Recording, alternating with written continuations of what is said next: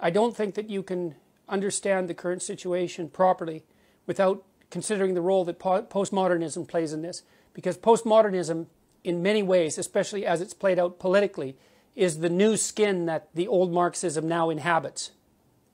So you could think that there's a postmodern philosophy, which we'll talk about a bit, that really came into its vogue in the 1970s after classic Marxism, especially of the economic type, had been so thoroughly discredited that no one but an absolute reprobate could support it publicly anymore. Even the French intellectuals had to admit that communism was a bad deal by the end of the 1960s.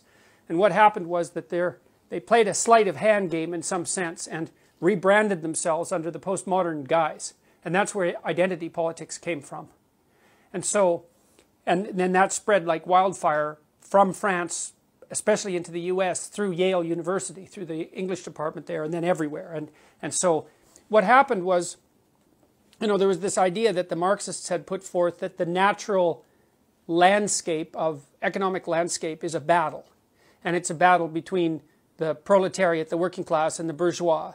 And that that economic systems were doomed to continue to enslave people and to keep them poor and downtrodden unless there was a radical economic transformation that was predicated on something more like equity policy.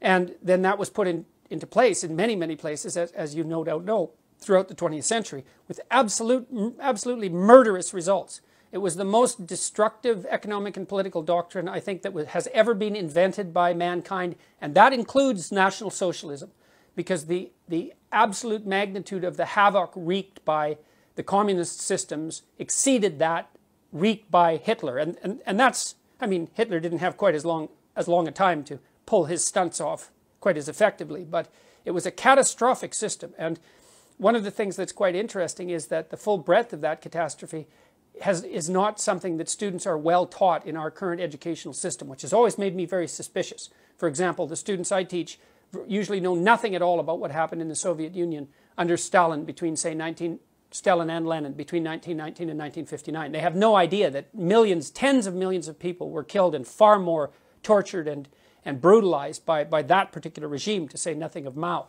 So look, what happened was that by the end of the 1960s, the evidence that communism was a catastrophic failure was so overwhelming that even the French intellectuals, and we'll return to them later, like because the French have a very long-lasting and powerful public intellectual tradition, and so intellectuals there are very influential.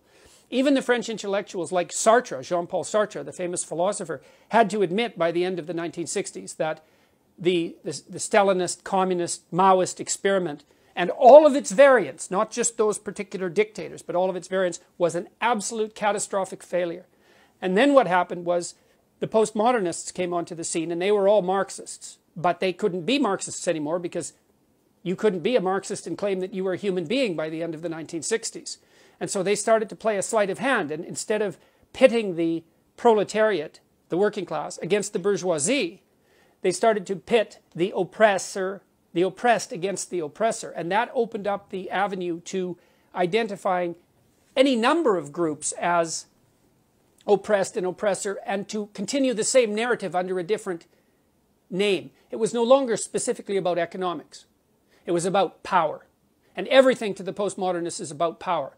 And that's actually why they're so dangerous, because if you're engaged in a discussion with someone who believes in nothing but power, all they are motivated to do is to accrue all the power to them. Because what else is there? There's no logic, there's no investigation, there's no negotiation, there's no dialogue, there's no discussion, there's no meeting of minds and consensus. There's power.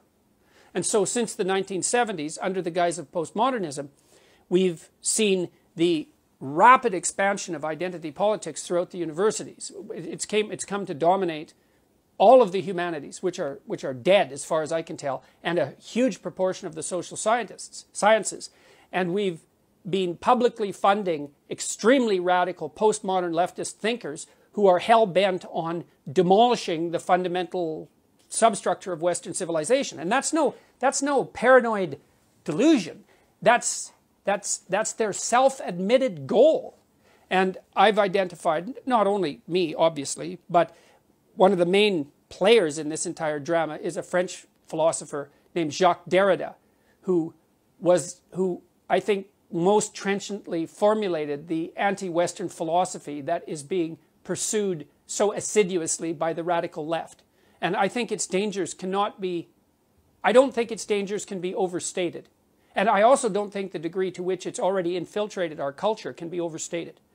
I mean, the people who hold this doctrine, this radical postmodern communitarian doctrine that makes racial identity or sexual identity or gender identity or some kind of group identity paramount, they've got control over most low to mid-level bureaucratic structures.